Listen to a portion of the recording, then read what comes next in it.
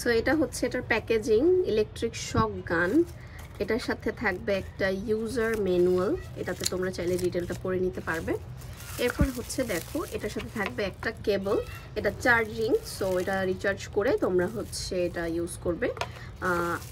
এরপর দেখাই, এই যে দেখো এটা খুব সুন্দর একটা কভার দেওয়া আছে, দেখছো? এটা তোমরা হচ্ছে এভাবে ব্যাগে নিয়ে রাখতে পারবে, খুব ভালো একটা কভার এটার সাথে দেওয়া আছে।